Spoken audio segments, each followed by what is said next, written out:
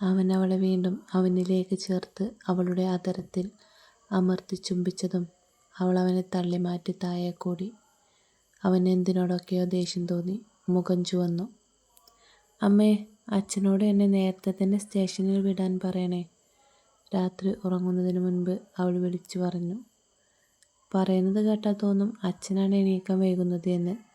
നീയൊന്ന് നേരത്തെ എണീറ്റാൽ മതി. അത് കേട്ടതും അവൾ അമ്മയ്ക്ക് നേരെ ഫ്ലൈയിങ് കിസ് പറത്തി വിട്ടുകൊണ്ട് റൂമിലേക്ക് കയറി. കണ്ണുകൾ നേരെ അപ്പുറത്തെ വീട്ടിലെ കണ്ണൻ്റെ റൂമിന് നേർക്ക് നീണ്ടു. അവിടെ ജനാല തുറന്നു വെച്ച് കണ്ടതും ഒരു ചിരി വിരിഞ്ഞു. അകത്തവൻ ആരോടൊക്കെയോ ഫോണിൽ സംസാരിക്കുന്നുണ്ട്. ഇടയ്ക്കൊക്കെ നോട്ടം അവളിലേക്കും വീഴുന്നുണ്ട്. അപ്പോഴൊക്കെ അവൾ ചുണ്ടുകൂർപ്പിച്ച് ഉമ്മ കൊടുക്കും. പക്ഷെ അതൊന്നും അവൻ കാണില്ലെന്ന് മാത്രം. മേലുകൈകി വന്നപ്പോഴും അവൻ്റെ ഫോൺ വിളി കഴിഞ്ഞിരുന്നില്ല. ഓ, എന്തൊരു ചാട! എന്നെയൊന്നും നോക്കുന്നുകൂടിയില്ല. ആരാണ് അവ ഇത്രയും നേരം വിളിക്കുന്നത്? അവളുടെ ഉണ്ടക്കവൾ ഒന്നുകൂടെ വീർത്തു. രാവിലെ ബാഗെല്ലാം ഡിക്കിയിൽ വെച്ച് അവൾ അപ്പുറത്തേക്ക് ഓടി. അമ്മായി, ഞാൻ പോവുക, അവൾ ഉറക്കെ വിളിച്ചുകൊണ്ട് അകത്തേക്ക് കയറി. ഇതൂടെ കൊണ്ടുപോയിക്കോ, കണ്ണിമാങ്ങ ഇട്ടതാ, ഇന്നലെ തരാൻ മറന്നുപോയി. എൻ്റെ നല്ല ദേവൂട്ടിയല്ലേ, ഇതൊന്ന് കൊണ്ടുപോയി കാറിലുള്ള എൻ്റെ ബാഗിൽ വെക്കുമോ? ഞാൻ കണ്ണേട്ടനോട് പറഞ്ഞിട്ട് ഇപ്പോൾ വരാം. അവൾ അവരുടെ കവിളൊന്ന് പതിയെ നുള്ളി. ഈ പെണ്ണ്, നീ വലിച്ച് വലിച്ച് എൻ്റെ കവിളിപ്പോൾ പറഞ്ഞു പോരും. അവരവളെ വേദനിപ്പിക്കാതെ ഒന്ന് തല്ലി. അത്രയും ഭംഗിയായതുകൊണ്ടല്ലേ ഞാൻ എപ്പോഴും ഈ കവിളിൽ പിടിക്കുന്നത്? എന്ന് നിൻ്റെ കവിളിൽ പിടിച്ചൂടെ? എൻ്റെ അതേ കവിള് തന്നെ നിനക്കും. അവരവളെ കൂർപ്പിച്ചു നോക്കി. റൂമിലേക്ക് ചെല്ലുമ്പോൾ കണ്ണൻ എവിടെയോ പോവാൻ റെഡിയാവുകയായിരുന്നു. ബ്ലാക്ക് കളർ ഷർട്ടും വൈറ്റ് മുണ്ടും ഇട്ട് നിൽക്കുന്ന അവനെ അവൾ മീച്ചിമ്മാതെ ഒന്ന് നോക്കി. നന്നേ വെളുത്തിട്ടാണവൻ, നല്ല ആരോഗ്യവാൻ. കഴുത്തിൽ ഗോൾഡിൻ്റെ ഒരു കുഞ്ഞുമാല. പകുതി തുറന്നിട്ട ബട്ടണിൻ്റെ ഇടയിലൂടെ കാണുന്ന അവൻ്റെ വിരിഞ്ഞ നെഞ്ചിലേക്ക് അവൾ അറിയാതെ ഒന്ന് നോക്കി. എന്താടി മനുഷ്യനെ നോക്കി പഠിപ്പിക്കുന്നേ? ഞാൻ പോണു, അത് പറയാൻ വന്നേ. അച്ഛൻ റെഡിയായി നിൽക്കുന്നുണ്ട്. അടുത്ത ആഴ്ച കണ്ണേട്ടൻ വരുമോ എന്നെ കൂട്ടാൻ? അവൾ പ്രതീക്ഷയോടെ അവനെ നോക്കി. വന്നിട്ട് നിന്നെ ചുമ്മാ ഇങ്ങനെ കണ്ടുകൊണ്ടിരിക്കാനോ? പറഞ്ഞുകൊണ്ടവൻ അവളെ ചുറ്റിപ്പിടിച്ച് മാറിലേക്ക് മുഖം അമർത്തി. അവൾ അവനെ തള്ളി മാറ്റി. ഇത് അത്ര നല്ല ശീലമല്ലാട്ടോ, എപ്പോഴും ഇങ്ങനെ ചെയ്യുന്നത്. അവൾ അവനെ കൂർപ്പിച്ച് നോക്കി. പിന്നെ നിന്നെ അല്ലാതെ വേറെ ആരെ ഞാൻ ഇങ്ങനെയൊക്കെ ചെയ്യും? അതും പറഞ്ഞുകൊണ്ടവൻ ഒരു വഷളൻ ചിരിയോടെ അവൾക്കടുത്തേക്ക് വന്നു. ദേ കണ്ണേട്ട, വേണ്ടാട്ടോ, അവിടെ അച്ഛൻ കാത്തു നിൽക്കുക, ഞാൻ പോവാ. അതും പറഞ്ഞവൾ തിരിഞ്ഞോടാൻ നിന്നതും അവൻ അവളെ പിറകിൽ നിന്നും പുണർന്നിരുന്നു. അവളുടെ പിൻകഴുത്തിൽ മുഖമമർത്തി അവനിലേക്ക് അടക്കി പിടിച്ചു. അവൻ്റെ കൈ അവളുടെ വലതുമാറിൽ വേദനിപ്പിച്ചുകൊണ്ട് അമർന്നു. അവളൊന്ന് ഞെട്ടിക്കൊണ്ട് അവനിൽ നിന്നും പിടഞ്ഞു മാറി. ഒരു തവണ പ്ലീസ്. അവൻ ആവേശത്തോടെ അവൾക്കടുത്തേക്ക് വീണ്ടും അടുത്തതും അവൾ പുറത്തേക്കോടി. ഇനി ഞാനേ ഇവിടെ നിന്നാലേ ശരിയാവില്ല. ഇനി എൻ്റെ കഴുത്തിൽ കണ്ണേട്ടൻ്റെ താലി വീണിട്ടേ ഞാൻ ഈ റൂമിൽ വരൂ. അവനെ ഒന്ന് നോക്കി കുഞ്ഞൊരു ദേഷ്യത്തോടെ പറഞ്ഞവൾ പുറത്തേക്ക് നടന്നു. അവൾ പോയ വഴിയെ നോക്കി അവൻ വല്ലാത്തൊരു ഭാവത്തോടെ നിന്നു. വീട്ടിൽ നിന്നും വന്നിട്ട് ഒരാഴ്ച കഴിഞ്ഞു. കണ്ണേട്ടൻ ഇതുവരെ തന്നെ ഒന്ന് വിളിച്ചത് പോലുമില്ല. ഇടയ്ക്കയക്കുന്ന മെസ്സേജിന് ഒന്നോ രണ്ടോ വാക്കിൽ മാത്രം ഒരു റീപ്ലൈ തരും, അത്രമാത്രം. അല്ലെങ്കിലും കുറച്ചായിട്ട് ആളങ്ങനെയാണ്. ജോലി തിരക്ക് കൊണ്ടായിരിക്കും. എന്നാൽ വീട്ടിലെത്തിയാൽ തന്നെ കാണാതെ ആളൊരു നിമിഷം പോലും നിൽക്കില്ല. അതോർത്തതും അവളുടെ ചുണ്ടിൽ ഒരു ചിരി വിരിഞ്ഞു. ഇനി 1 മാസമാവും വീട്ടിൽ പോവാൻ. എക്സാം ടൈം അടുക്കാറായതുകൊണ്ട് എപ്പോഴത്തെയും പോലെ ലീവില്ല. റിയയുടെ കൂടെ ക്യാൻറ്റീനിൽ നിന്നും വന്നു. ഫോൺ എടുത്ത് നോക്കുമ്പോൾ അമ്മായിയുടെ 2 മിസ് കോൾ ഉണ്ട്. ഹോസ്റ്റലിൽ റിയയാണ് അവളുടെ റൂംമേറ്റ്. 2 പേരും ഒരേ ക്ലാസ്സിലാണ്. മറ്റാരോടും അവൾ ഓവറായിട്ട് ഫ്രണ്ട്ഷിപ്പില്ല. അമ്മായിക്ക് വിളിക്കാൻ വേണ്ടി ഫോൺ എടുത്ത് പുറത്ത് വരാന്തയിലേക്ക് ഇറങ്ങിയതും അമ്മ വിളിച്ചു. ദേവി വിളിച്ചിരുന്നോ നിനക്ക്? ഫോൺ വെക്കാൻ നേരം അവർ ചോദിച്ചു. ആ അമ്മ, ഞാൻ ആ ടൈമിൽ ക്യാൻറ്റീനിലായിരുന്നു. ഫോൺ എടുത്തിരുന്നില്ല. വന്നപ്പോഴാ ദേവുവിൻ്റെ മിസ് കോൾ കണ്ടേ. എന്താ ചോദിക്കാൻ കാരണം?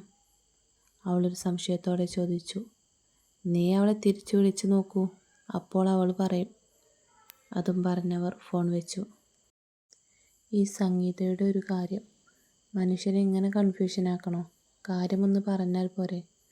ഞൊടിഞ്ഞുകൊണ്ടവൾ അതിലേക്ക് തിരിച്ചു വിളിച്ചു. നിനക്ക് വിളിച്ചാൽ ഫോൺ എടുത്തൂടെ ലച്ചു? ഞാൻ എത്ര പ്രാവശ്യം നിന്നെ വിളിച്ചു? എൻ്റെ ദേവൂട്ടി, ദേഷ്യപ്പെടാതെ. ഞാൻ കഴിക്കാൻ പോയതല്ലേ. എന്തോ പറയാനുണ്ടല്ലോ, അമ്മ പറഞ്ഞു. കാര്യം ചോദിച്ചപ്പോൾ പറയുന്നുമില്ല. അതൊക്കെയുണ്ട്, നീ എന്നാ വരുന്നേ? ഇനി 2 ആഴ്ച കൂടി. എന്താ ഇത്ര സീരിയസ് മാറ്റർ? അവൾ ആകാംക്ഷയോടെ ചോദിച്ചു. നമുക്കൊരു സ്ഥലം വരെ പോകണം. കണ്ണന് ഒരു പെൺകുട്ടിയെ കാണാനാ. നിന്നെ കൂട്ടാതെ പോയാൽ കൊല്ലില്ലേ നീ ഞങ്ങളെ? ഒരു നിമിഷം അവൾ കേട്ടത് വിശ്വസിക്കാനാവാതെ നിന്നു. അവൾക്ക് കണ്ണിൽ ഇരുട്ട് കയറുന്നത് പോലെ തോന്നി. ഇപ്പോൾ ഇത്ര പെട്ടെന്നോ? അതിന് കണ്ണേട്ടനോട് പറഞ്ഞോ? പറയാതെ നമ്മൾ പോയാൽ കണ്ണേട്ടന് ദേഷ്യമാവും. അവളൊരു വിക്കലോടെ പറഞ്ഞു. എന്തോ ഒന്ന് തന്നെ ശ്വാസം മുട്ടിക്കുന്നത് പോലെ തോന്നി അവൾക്ക്. അവൻ ഇങ്ങോട്ട് പറഞ്ഞതാ മോളെ. അവൻ്റെ കൂടെ ജോലി ചെയ്യുന്നതാ. കുറച്ചായിട്ട് 2 പേർക്കും ഇഷ്ടമാണെന്ന്. ഇപ്പോൾ ആ കുട്ടിയുടെ വീട്ടിൽ കല്യാണം നോക്കുന്നുണ്ട്. അതാ പെട്ടെന്നുണ്ടായത്.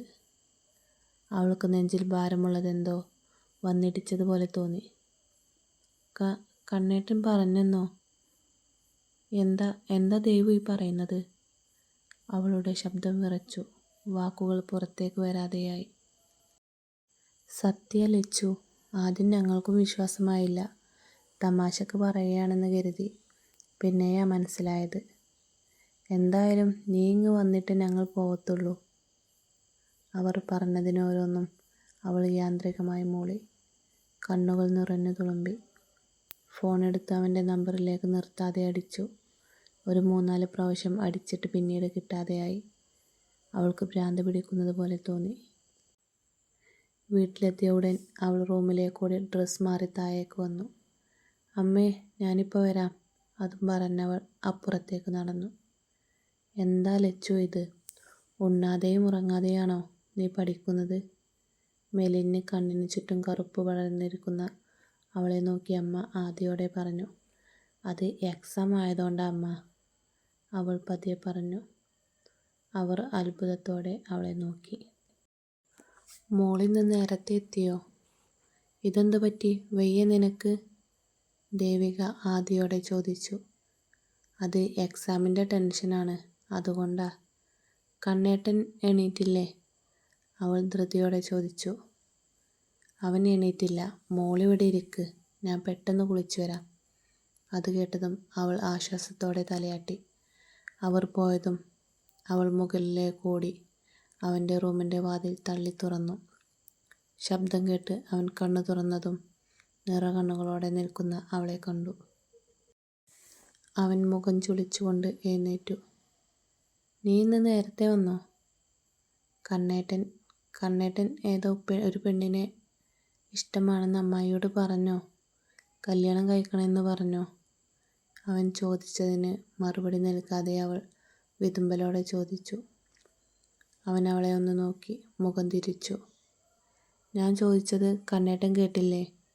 അങ്ങനെ പറഞ്ഞോന്ന്. എന്തിനാ അങ്ങനെ പറഞ്ഞേ? അവൾ അവന് മുൻപിൽ വന്നു നിന്നു.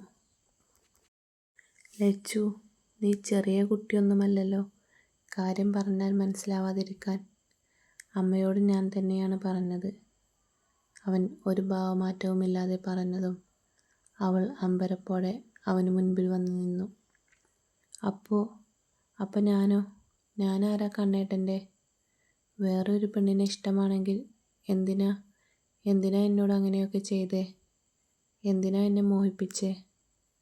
നിറഞ്ഞു നിൽക്കുന്ന കണ്ണുകളെ തൂവാൻ സമ്മതിക്കാതെ അവൾ പിടിച്ചു നിർത്തി. ഞാനോ? നീ എന്തൊക്കെയാ ലച്ചു പറയുന്നേ? നിന്നെ ഞാൻ എങ്ങനെ മോഹിപ്പിച്ചു എന്ന്, നിന്നെ ഞാൻ എന്തൊക്കെ ചെയ്തു എന്നാ നീ പറയുന്നത്? നിന്നോട് ഞാൻ എപ്പോഴെങ്കിലും പറഞ്ഞോ നിന്നെ വിവാഹം ചെയ്യാമെന്ന്? അവൻ അവളെ ചോദ്യഭാവത്തിൽ നോക്കി. പിന്നെ എന്തിനാ എന്നോട് ഇഷ്ടമാണെന്ന് പറഞ്ഞ് എന്നോട് ഓരോന്നൊക്കെ ചെയ്തേ? അവൾ അവൻ്റെ ഷർട്ടിൽ കൈമുറുക്കി. അങ്ങനെ ഇഷ്ടമാണെന്ന് പറയുന്നവരെയൊക്കെ കെട്ടാൻ നിന്നാൽ ഞാൻ കുറേ കെട്ടേണ്ടി വന്നേനെ ലച്ചുമോളെ. പിന്നെ ചെയ്തത് നിന്റെ സമ്മതത്തോടെ തന്നെയല്ലേ, അതിന് മാത്രം ഒന്നും ചെയ്തിട്ടുമില്ല. അവൻ അവളെ വഷളൻ നോട്ടത്തോടെ നോക്കി പറഞ്ഞു. അവൾ മുഖം തിരിച്ചു. പിന്നെ നിന്നെ എനിക്ക് ഇപ്പോൾ ഇഷ്ടവാ. എന്ത് ഭംഗിയാ നിന്നെ കാണാൻ. അവൻ്റെ കണ്ണുകൾ അവളുടെ ഇളം റോസ് അധരത്തിലും നിറഞ്ഞു നിൽക്കുന്ന മാറിടത്തിലേക്കും നീണ്ടു. ഇനിയും ഞാൻ എൻ്റെ ലച്ചുവിനെ സ്നേഹിക്കും, ആരും അറിയാതെ ഒരുപാട് കാലം, കൊതി തീരുന്നതുവരെ. അതും പറഞ്ഞവൻ അവൾക്കടുത്തേക്ക് വന്നതും അവളുടെ കൈകൾ അവൻ്റെ മുഖത്ത് പതിഞ്ഞിരുന്നു. വയ്യെന്നും പറഞ്ഞ് പെണ്ണുകാണലിൽ നിന്നും അവൾ ഒഴിഞ്ഞു മാറി. ആ ദിവസത്തിനു ശേഷം അവനോടുള്ള വെറുപ്പ് മനസ്സിൽ നിറഞ്ഞു.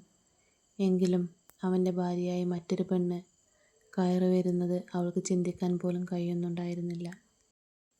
മണ്ഡപത്തിൽ അവനോടൊപ്പം ഇരിക്കുന്ന ആരതിയെ അവൾ നിറകണ്ണുകളോടെ നോക്കി. കണ്ണുകൾ നിറഞ്ഞ് അവൻ അവളെ താലി കെട്ടുന്ന കാഴ്ച മറച്ചു.